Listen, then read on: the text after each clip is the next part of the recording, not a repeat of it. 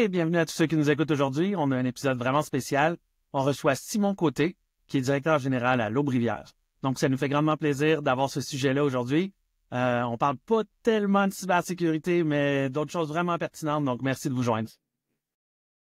Alors, bonjour Simon, bienvenue au GoCast. Salut Julien. Comment ça va? Ça va bien, toi? Yes, ça roule super. Aujourd'hui, on fait de quoi de différent? Si tu pouvais juste commencer par te présenter, qui tu es, d'où tu viens? Ben, Simon Côté, je suis directeur général de la Fondation de l'Aube-Rivière. L'Aube-Rivière, c'est le principal refuge pour les gens en situation d'itinérance à Québec. Donc, on aide plus de 5000 personnes par année. On a 131 chambres. On sert près de 500 repas par jour. Donc, c'est une grosse organisation pour aider beaucoup de gens parce que les besoins sont grands. Effectivement, puis avec un moins 40 en ce moment, ça doit être encore plus requis Oui, que jamais. l'hiver, c'est toujours un petit peu plus rock'n'roll, si tu me permets l'expression. Ouais. C'est sûr que le froid, les intempéries, ça ramène les gens vers l'intérieur, ça met les gens aussi dans des situations de crise, des fois qui sont encore plus graves, les engelures et tout ça. Mhm. Donc, c'est pas facile. C'est une période qui est difficile, puis j'en avec doute toute l'augmentation qu'on voit, les problématiques de toxicomanie et autres. Mais c'est nécessaire. C'est Clairement. un service qui est nécessaire pour la population. Hey, aujourd'hui, on fait un épisode spécial. On parle pas de cyber, à moins que... J'aurais été mal pris pour en parler. à moins que tu te sois fait pirater puis qu'on puisse en parler, mais c'est pas l'objectif du tout de l'épisode. L'épisode d'aujourd'hui, c'est de parler beaucoup justement de l'Aube-Rivière, de ce que vous Oui. faites. Nous, on a décidé de supporter évidemment du mieux qu'on peut. C'est pas toujours simple. Hein? Oui, mais vous faites bien, merci, c'est apprécié. Ben, écoute, c'est un grand plaisir. Puis, je voudrais peut-être que tu nous parles un peu justement, tu sais, de la mission, de ce que vous faites. Nous, on a fait la visite. Ça a été révélateur là, pour moi. C'est de se réaliser que proche de nous comme ça a l'air de ça. Hein, c'est Ben, comme quelque je le chose. dis, c'est une grosse organisation. En fait, on est un refuge multiservice parce que les situations ne sont pas les mêmes pour tous les individus. Hein. Il y a des gens qui sont en situation d'itinérance pour quelques jours parce que leur conjointe l'a mis dehors pour une raison X, Y, Z. Donc, il y en a qui ont vraiment des besoins qui vont être ponctuels. Dans l'alimentaire aussi, il y a des gens, des fois, qui arrivent en fin de mois, qui ont de la misère à rejoindre les deux bouts. Le frigidaire est vide, qui vont venir manger un repas ou deux chez nous pour faire un peu faire le lien jusqu'au prochain chèque. Mais on a des gens, évidemment, qui ont des besoins qui sont plus grands. Donc, on a différents types d'hébergements qui vont de la halte, qui sont des blocs d'heures pour des siestes et juste se reposer, aller jusqu'à des appartements. Et entre les deux, on a des services spéciaux pour les gens qui ont vécu des hospitalisations en santé mentale. On a l'hébergement d'urgence. On a une fiducie qui est là pour aider les gens à gérer leurs finances. Ça, c'est beaucoup. La fiducie va servir beaucoup à maintenir les gens en loyer. Parce que nous, comme je dis souvent, on ne cherche pas de clients réguliers. Donc, on est là pour accompagner les gens vers l'autonomie. Mais il y en a des fois qui ont besoin d'un soutien un peu plus long que la durée de leur séjour chez nous. Puis la fiducie va servir à ça. Donc, s'assurer que la personne va pouvoir payer son loyer, va payer ses comptes pour rester en appartement, rester en logement et s'assurer qu'elle ne retombe pas à la rue. Donc, on a tous ces services-là. La Soupe populaire, évidemment, c'est un gros morceau. Ça a été la base. C'est le plus connu, en plus. Hein, oui, bien souvent, les refuges en itinérance, on associe ça à la soupe populaire. Hein, puis, on ne sert pas juste de la soupe, soit dit en passant. Vous l'avez vécu quand vous êtes venu visiter. On mange bien à l'Aube-Rivière. On a un très bon chef. Puis, c'est super histoire du chef, d'ailleurs, tu nous as raconté. Oui, ben Manu est un gars qui a fait son école hôtelière en France, il a travaillé dans les relais châteaux, il était au Toqué à Montréal, il est venu travailler à l'Aube-Rivière. Et lorsqu'il est venu travailler chez nous, il avait déjà fait des démarches d'emploi. Il voulait travailler dans le communautaire, il avait fait des démarches d'emploi. Personne ne voulait le prendre parce qu'il était trop compétent. Et nous, on lui a donné sa chance parce qu'il nous a dit, moi, je suis sérieux dans ma démarche, puis je vous signe un contrat de 2 ans. Puis ça l'a fait 18 ans, là, il y a quelques semaines à peine, qu'il est chez nous. Donc, ça a été un excellent investissement, puis c'est une ressource qui est très importante. Puis on est chanceux. C'est une équipe d'une centaine de personnes à peu près à l'Aube-Rivière.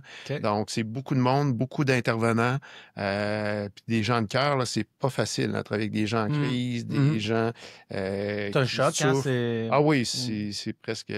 mon collègue Éric n'aime pas ça quand je dis ça, mais c'est presque une zone de guerre, des fois, là.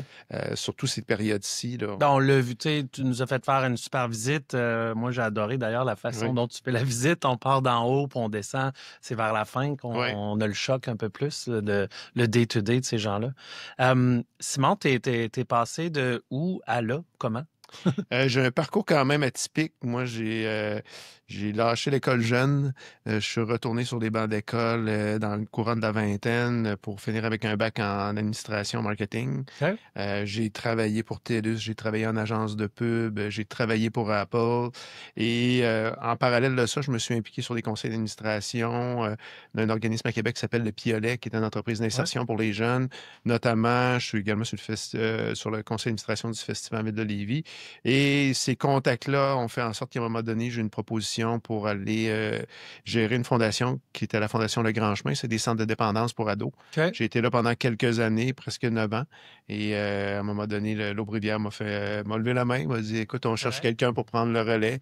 OK. Puis c'est quand même une institution à Québec, l'Aubrivière. Ah oui. Donc, c'est un mandat qui est intéressant. Il y avait beaucoup d'espace à développement.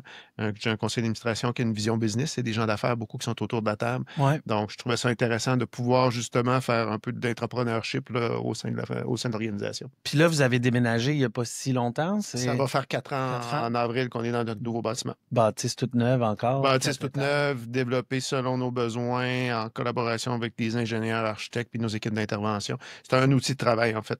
Puis il Ouais. faut le voir aussi comme c'est un bien collectif. C'est un peu comme un hôpital. Ouais. C'est une nécessité d'offrir ces services-là. Les gens se plaignent des problématiques d'itinérance, mais s'il n'y avait pas des refuges comme l'Aubrivière, Old Brewery ou Mission Bon Accueil, eh ben, la problématique serait d'autant plus grande. Mais tu sais, c'est peut-être le mot refuge qui fait que les gens pensent que c'est pas ce que c'est. Puis quand on fait la visite, c'est organisé, c'est structuré.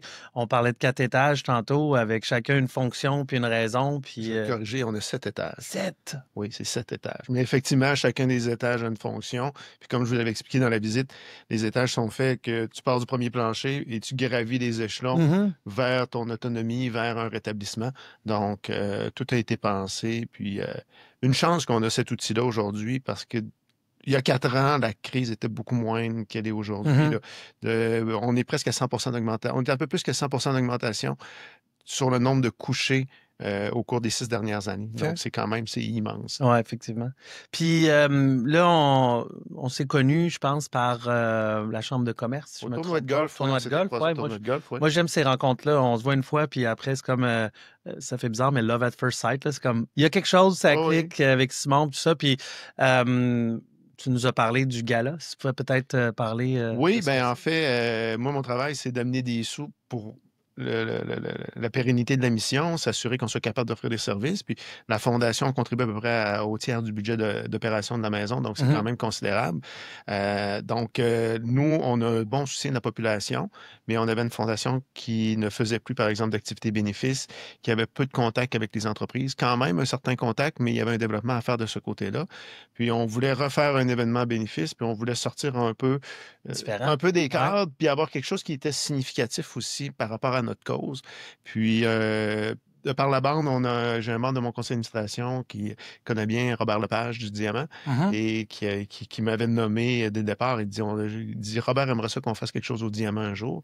Donc là, on organise un gala de lutte. Donc, le gala, la lutte à l'itinérance, se battre Gala pour de la lutte, c'est cause. tellement exciting. J'adore ça. Oui, puis c'est différent, puis c'est trendy en ce moment, la Tout à lutte. Là, fait. il y a même une exposition en ce moment au Musée de la Civilisation. Oui, vrai. Robert Lepage, justement, a ramené la lutte un peu à l'avant-plan en faisant de la lutte à l'opéra, son slogan pour le Diamant et en présentant des galas de lutte. Puis t'as Netflix avec Vince McMahon. Ouais, C'est un maintenant, autre spectre, là, mais c'est quand un autre même, spectre. On n'est pas rendu à ce niveau-là, tout à fait. Un jour, peut-être. Mais c'est quand même tout en ce moment que ces Ouais. choses-là arrivent. C'est Et vraiment l'idée de intéressant. ce gala-là, c'est qu'on va avoir des lutteurs professionnels, donc la NSPW qui collabore avec nous, dont le champion du monde, Marco Estrada, qui Mhm. est un Ben peu la oui. vedette locale de la lutte.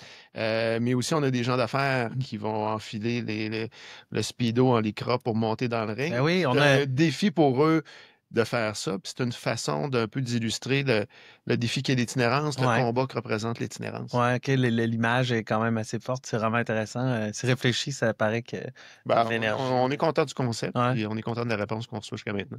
Ben écoute, parlant de réponse, moi je t'ai donné ma réponse. C'est pas que je veux pas me mettre en speedo, mais Ce sera l'année prochaine. Oui, je sais. Si gala il y a, Noté. si gala il y a l'année prochaine, je revais le speedo. Cette année, j'ai mal au dos, c'est pour ça. Bref, je trouve ça vraiment intéressant la façon dont tu as amené la créativité au travers de ce gala-là. Peux-tu peut-être juste nous dire comment les gens, tu sais, souvent c'est je vais aider, comment on peut aider, qu'est-ce que les gens peuvent Ben, à faire? L'Aubrivière, dans le cadre du gala, on vend des billets pour ce gala-là. Évidemment, il y a des billets VIP, des billets réguliers. Au lalutte.ca, donc qui est le site de l'événement. Il y a encore de la place pour les commanditaires si dans vos clients corporatifs, par exemple, dans vos Oui. partenaires, il y a des gens qui sont intéressés, comme GoSecure fait. Mhm. Donc, d'embarquer dans le train et de nous donner un coup de pouce. Évidemment, à l'Aubrivière, il y a la possibilité de faire du bénévolat. Il y a des gens qui vont faire des dons personnels, des dons corporatifs. Donc, il y a toutes sortes de façons d'aider. Des fois, ça peut être dans des collectes. On fait des collectes parfois euh, d'objets qui sont utiles pour nos usagers. On parle de rasoir, brosse à dents, serviettes sanitaires, des trucs comme ça. Donc, il y a toutes sortes de façons d'aider. Si les gens font sur notre site au laubrivière.org, tout est listé, quels sont nos besoins. Évidemment, les sous, c'est un peu le nerf de la guerre. Hein. Ça prend ça, comme je disais tantôt, le tiers du budget, puis qui est un budget de près de 9 millions. Donc, c'est quand même considérable. Vient des dons du public. Donc, l'appui du public est important, puis l'appui des corpos. Mais j'ai vu que vous avez utilisé la méthode de faire un don par ton telco, là, par Les dons texto, Bell. oui. Ouais, c'est magnifique ça. Moi, Oui. je l'ai repoussé, envoyé. Oui, ben ça, c'est un autre outil, hein. C'est un amalgame, c'est un peu comme une business, hein. Tu as différents produits. Moi, je le vois un peu comme ça. J'ai une formation marketing, donc je le vois un peu comme ça. Tu as différentes clientèles, tu as différents types de gens que tu vas approcher. Les dons par texto vont rejoindre souvent une clientèle plus jeune pour des dons qui vont être plus spontanés. Alors qu'évidemment, au bout du spectre, on a des gens qui font des legs testamentaires. Donc, mais c'est un outil de plus dans notre arsenal pour rejoindre un autre type de clientèle. Puis sur la campagne qu'on a fait dernièrement, on essaie souvent de la coordonner avec les grands froids parce que les gens sont plus sensibles. Hein. Quand tu sors de ta maison, tu te rends ta voiture puis tu te dis j'aurais pas fait 100 pieds de plus, ben imagine la personne qui elle n'a pas nulle part où aller se mettre à l'abri, ben elle a besoin. Donc c'est une façon un peu de mettre le doigt sur le bobo à ce moment-là en disant si vous trouvez qu'il fait froid, imaginez ceux qui sont à la rue. Ouais, ben tu as contextualisé le don avec c'est ça. ce qui se passe à l'extérieur. Hey, Simon, le temps file. Ça a été vraiment un très grand plaisir de te recevoir aujourd'hui. Merci de l'invitation. On sera nécessairement au gala, assurément. Puis peut-être pour tous les gens qui écoutent, s'il y a quoi que ce soit qu'on puisse faire, l'Aubrivière. L'Aubrivière, la visite que vous avez faite, ça va me faire plaisir. S'il y a des gens qui sont intéressés de la faire, je la fais régulièrement. C'est une façon de présenter le travail qui est fait, puis présenter aussi la réalité de l'itinérance. Parce qu'il y a quand même beaucoup de stigmates associés à ça. Il y a beaucoup de préjugés. C'est pas vrai que c'est juste des gens qui consomment. C'est pas vrai que les gens font le choix d'être à la rue. Souvent, c'est une absence de choix de se ramasser à la rue. Donc, nous, on est là pour les aider.